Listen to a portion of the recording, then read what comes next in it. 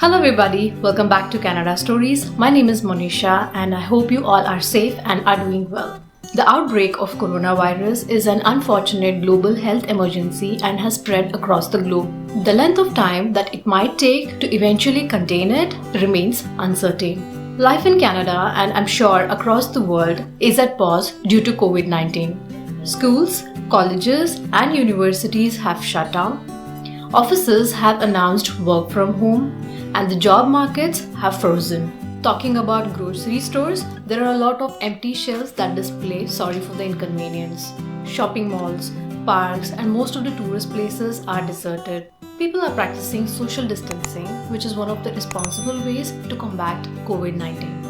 You guys must be seeing a lot of changes happening and a lot of restrictions being imposed, and I'm sure if you are a work visa holder or if you are a COPR holder, you might have uncertainties about whether I can travel to Canada or not. Or if you are a student who wanted to join the May intake, you might have an uncertainty if you would be allowed to come to Canada or not.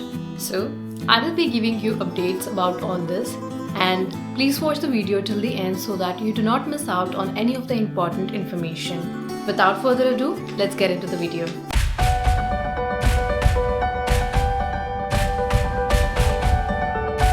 As a PR aspirant, the first and foremost question that comes to one's mind is Canada still issuing express entry invitation? Recent draw was conducted yesterday, that is on March 19th. Even though it was a PNP draw, it means that Canada is still issuing express entry invitations. Also, IRCC has not issued any update if there is going to be a delay or if the draws are going to be paused. Since the changes are happening regularly on a daily basis, it shouldn't be surprising if there is a pause or a delay in the upcoming draws. Now that we have talked about the people who are looking for express entry invitations, what about the people who have received their ITA but are unable to submit the documents considering the fact that everything is shut down?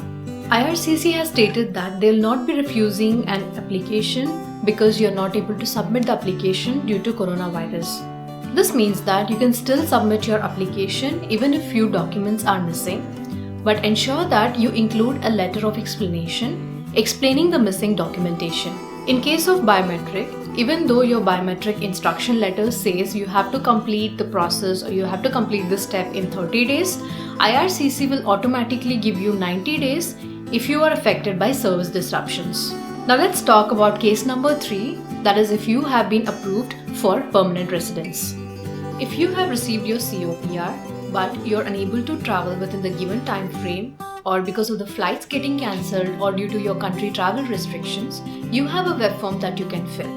So I'll leave the link in the description box below. You can go ahead and fill the form and let them know as to why you're unable to travel. Now, there are two possibilities here.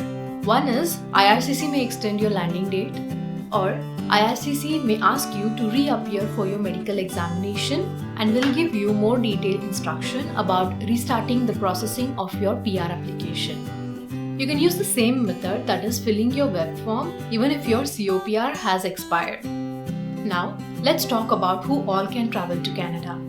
Personal opinion, it is not a safe time to travel considering the fact that coronavirus continues to spread across the globe and is a life-threatening risk. You might have come across few videos explaining about the travel bans by the Canadian government applicable for the students or COPR or the work permit holders. While this was true for a couple of days, the new updates bring some relief. So the good news here is that the Canadian government has provided new updates on travel restrictions. The exemptions include international students who have a valid study permit. Next is the permanent residence applicants who have been approved for permanent residence but have not yet landed in Canada. For all the international students who are confused whether to travel to Canada or not for their May intake, based on the recent update, you surely can go ahead and travel to Canada to join your respective universities and colleges. For more detailed information and to know about other travel exemptions, you can go ahead and refer to the link that I have left in the description box below. Another important update is about the health card. As most of you must be aware that specific to Ontario, there is a 3-month of waiting period to qualify for the health card. However, Ontario is waiving the 3-month waiting period for the health coverage. Additionally, province will cover the COVID-19 cost for the uninsured people who do not meet the criteria for health coverage. Together, all these measures will ensure that no one will be discouraged from seeking screening and treatment for COVID-19 due to financial reasons. I hope you found this video helpful and was able to clear your doubts to some extent. I'll keep you guys posted as and when there is a new update, and if you found my video informative, please go ahead and hit a like button. That's all for now. Let's stay safe and stay connected. Love you guys. Bye-bye.